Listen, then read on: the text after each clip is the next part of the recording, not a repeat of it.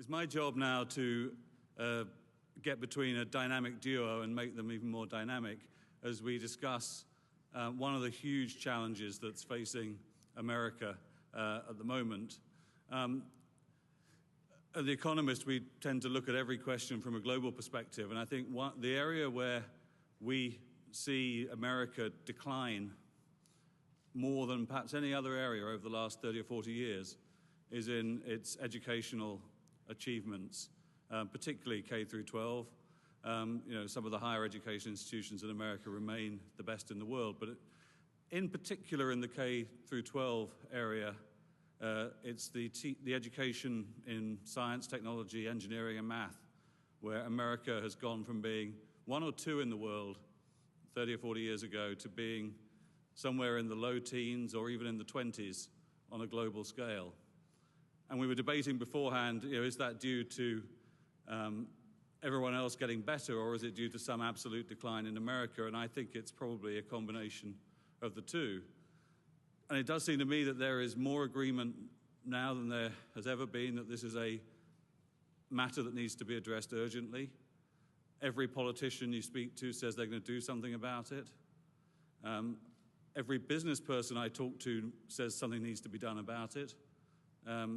I write a lot about philanthropists, philanthrocapitalists, and there's more experimentation, more money going from philanthropists into education reform than any other area, from Bill Gates down. And yet, progress seems painfully slow. And there's this sense of trying to push a very large stone up a very steep hill, which is just the sort of problem that I guess you need STEM education to solve. So to discuss this extraordinary challenge, and I just before we get started on that, I last year wrote one of those special reports for The Economist that we do on the global labor market. And I know President Clinton talks about this all the time, that there are all these jobs out there that aren't being filled because people don't have the skill. But the extent to which that great mismatch, as we called the special report, exists, was shocking when you actually got out there and just talked to company after company.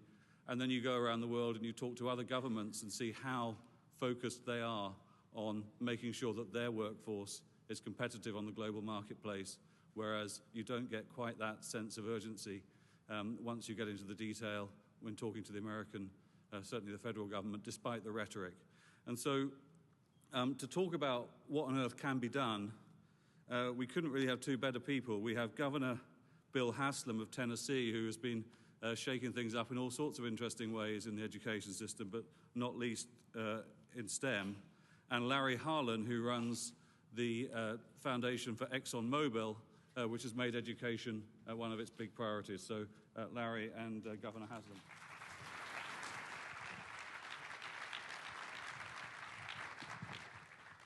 So Governor, just start off by telling us, what is this core standards approach that you're trying to adopt in Tennessee, and how are you getting on? The Common Core is really two critical ideas to remember that make it easy. Number one, more math and science to graduate. That's going to be part of everyone's curriculum. And second, more rigor involved. So the idea would be not just that you could memorize the concept and memorize the formula and get the answer right, but that you'd actually understand the concept behind it. So more conceptual knowledge with rigor and more requirements to graduate. And just tell us a bit about what you've been doing in Tennessee on that front. Well, we had a couple of it. We had some. The introduction you made was right on point. We have some serious issues in Tennessee. We have a couple of industries that are really strong for us. Automobile manufacturing, Volkswagen, Nissan, General Motors all have large plants, and then all the suppliers that come with them. Huge healthcare industry, and both of those two industries in particular, with others, were saying, we love being here. Volkswagen came from Germany and said, we keep waiting for the fake Tennessee nice to wear off and to see the real you. And after 3 years, we think maybe it is, but we really need you to produce the workforce that we need. And so we understood that doesn't just start with post-secondary education, it started with K-12. And we've looked at doing three things: raising the requirements, using student performance or student achievement to measure teacher performance, and then basically higher expectations, more requirements to graduate. So raising expectations, more data-based, and then using teacher performance or measuring that by student achievement. And what results are you seeing so far? Well, it's early. We were talking backstage. I looked, and I was looking at a governor of Tennessee 100 years ago in his inauguration speech. He said, "I'm going to be the education governor." And I'm pretty sure if you looked at every governor between now and then, they would have said the same thing. I know that's true. And so the question, as you asked, is, well, why hasn't more happened? So we're looking at everything from K-12 to post-secondary and asking really the same questions. Access and affordability questions, relevance to the workforce, and rigor. Are we asking enough of folks? And we actually are really starting to make some headway now. You had, again, and I'll stop talking, but in your introduction, you talked about all the philanthropists who are concentrating on that, and the businesses and politicians. I think that maybe the thing that's the most encouraging is today's 20 and 30-year-olds, more sharp people today are going into education than any other field. And I don't think that was true necessarily 30, 40 years ago, but the people who in our generation maybe went off to save the world by joining the Peace Corps or doing something else, a lot of those folks are going to teaching now from the best and brightest. And I think you're seeing that talent level make a difference in education. Well, that's a perfect segue to Larry. Obviously ExxonMobil has core strategic reasons to want to promote STEM education and to have more talented people to recruit in America. But tell us a bit about what you're doing and particularly how you're going about trying to get more people into teaching and particularly STEM teaching. Well, sure, be happy to. And you're exactly right. ExxonMobil is a technology company, and we do have to be concerned about the lifeline of the employee base in which we're going to be recruiting. But it's much bigger than that, and it's broader. If you look at the history of mankind, most of the solutions and issues that have been solved have either been scientific or technological breakthroughs. And that means going back to the beginning of time, people looking at whatever the technology of the day was science, technology, engineering, and math. The challenge is, though, that as you heard the president say this morning and as you saw in the data, the United States is falling behind. And to your point, whether that's the other countries rising up or the U.S. falling back, it's somewhat irrelevant because we're different and we're not as good, and we need to be. So, our issue is that it's a national competitiveness issue, and if the kids in the United States are going to compete, we're not competing against the kid down the street. Our kids are competing against the kids in Asia and Latin America and Europe. So we've got to be good and we've got to get better. McKinsey & Company did a study several years back to look at what were the best performing programs around the world and what were the common denominators. And it wasn't necessarily how much money was being spent, per child, and it wasn't necessarily classroom size, which are a lot of the things that we kind of focused on. And what they found is that it's all about the quality of the instructor at the head of the classroom or on the video monitor or wherever that's taking place. So a lot of the work that ExxonMobil has been focused on is we followed that lead, and we're working very hard to try to improve the teacher quality in the STEM education front. We spend about $44 million a year in the United States on STEM education, and the majority of that goes into teacher education and to incentivize students to be interested in and stay in STEM. So most of our programs are associated with that. So why is it that people aren't going into teaching STEM? I mean, is it just that it doesn't pay well compared to, say, a job at ExxonMobil, or is there other reasons? I think it's a potpourri of things, but I think the biggest challenge we see is that what we've got to do is to raise the reputation of the teachers. In our breakout panel in one of the sessions a couple hours ago, we focused in on just this. We've got to do that by raising the reputation of the teaching profession. We've got to give the teachers the wherewithal and the continuous education capabilities to make them enthused. And of course, with the reputation and the quality of those individuals going into it, the pay goes with that. That's part of it. Our programs that we're working with through a number of organizations are focused on the fact that many of the science and math teachers out there don't necessarily have backgrounds in science or math. One of the programs that we're working on through the National Math and Science Institute is a program called UTeach, which began at the University of Texas about 10 years ago. Has now been replicated in about 33 universities across 16 states. Over 5,000 students are